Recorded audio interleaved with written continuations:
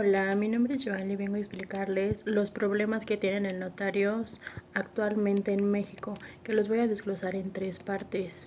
La primera es ante autoridades y administrativas y jurisdiccionales, y la segunda es ante sus propios clientes, y la tercera es ante personas que son iguales a él, o sea, son notarios que tienen problemas entre ellos mismos. Y bueno, en la primera voy a desglosar un poco de lo que trata, y es lo que debe hacer el notario ante autoridades administrativas y jurisdiccionales. Como saben, el notario tiene que guardar y dar fe de ciertos actos y testimonios, y tiene que tener bien en claro qué es lo que va a poner en cada uno.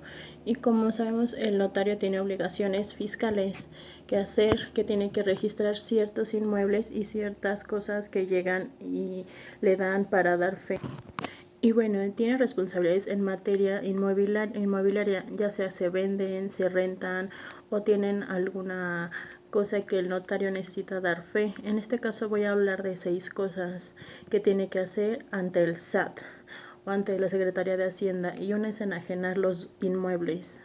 Y bueno, tiene 3 obligaciones, ya sea calcular, enterar, dar fe de la venta de ciertos inmuebles, pero de personas físicas, y también entregar información del número del contribuyente.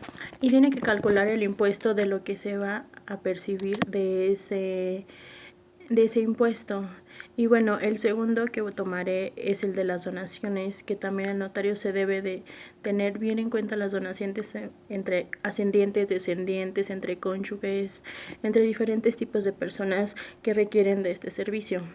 Y bueno, hay unas excepciones que marca este título en especial, que podría ser cuando el padre viene del extranjero y quiere hacer una donación aquí. Bueno, el segundo tema de este título, que es el de bienes, es sobre la transmisión de propiedad de título oneroso, pero no los destinados a casa habitación.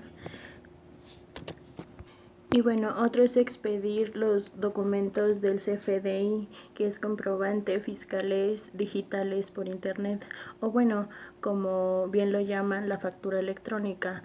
Y lo que tiene que hacer el notario es que tiene que, en caso de que un bien sea comprado por una persona física o persona moral, el notario debe de ver que las operaciones traslativas de dominio, en este caso ya sea una compraventa, una donación, tiene que registrarlo para que se vea en la factura electrónica esto, y también que se vean los impuestos del valor agregado, los diferentes tipos de impuestos que existen. Y bueno, como cuarto punto tengo que poner que también tiene que generar las constancias de retención del CFDI. Y a partir del 1 de enero del 2015 se tenía esa obligación de emitir estas retenciones. Y bueno, los notarios tienen un modo de declaración que se llama Declaranot, que es la declaración informativa de notarios públicos y demás fedatarios. Y bueno, aquí desprende el capítulo 5 que tengo que hablar, que es informar a través de este Declaranot. Solo es para notarios y fedatarios, y es en casos de constitución y transmisión de derechos reales sobre inmuebles, que sea título oneroso, gratuito, incluyendo las adjudicaciones por herencia y donaciones. Y bueno, el último punto sobre bienes es el de enterar el impuesto local, así como también impuestan el impuesto local, también se debe de poner el impuesto federal. Y hablando de adquisición de bienes inmuebles, ya sea a título gratuito o oneroso, se tienen que inscribir estos en el registro público de la propiedad.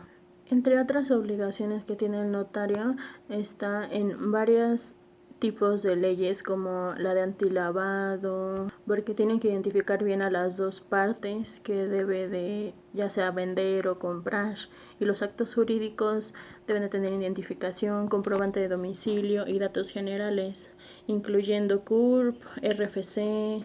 Este viene en el artículo 18 de la ley de antilavado. Y como sabemos, el notario tiene que resguardar esa información. Entonces esto está en el artículo 18 de esa ley, y también no se puede permitir que se revale de un monto máximo. tiene un monto máximo para el uso efectivo. En este caso son para determinar cuál es el valor de medida. Para este caso cada año se va cambiando. Y bueno, ahorita el valor de Luma en el año 2020 es de 86.88 mensuales de 2.600. Y bueno, también como sabemos debe tener un manual de procedimientos internos para la identificación de clientes o usuarios, porque hay algunos que quedan bloqueados porque han superado este umbral, y al hacerlo se tiene que dar aviso de que la operación con lo que se rebasó y que puede ser en algunos casos que los otorgantes sean terroristas o sean personas, como dije, que están bloqueadas. Y bueno, en obligaciones en materia corporativa también podemos ver que se tiene que solicitar una denominación para la constitución de una sociedad. Si es que se va a crear dicha sociedad, el notario tiene que dar fe de este hecho y dar fe. Y también se le tiene que dar al SAT de la omisión del registro de contribuyentes y las personas que van a comparecer en esta sociedad. Y bueno, el notario también tiene una obligación constitucional, ya que no debe hacer constar una adquisición de una propiedad de bien inmueble por extranjero, no locales, sino por extranjeros, en las zonas restringidas. Y bueno, en segundo punto se me hace interesante porque no sabía ciertas cosas que debía de hacer enfocado a los notarios. En este caso es frente a la sociedad, frente a sus clientes que van a llegar a la notaría a pedir algún cierto tipo de acta o aclaración o algún tipo de problema. Se tiene que recalcar de qué tipo de escritura va a necesitar.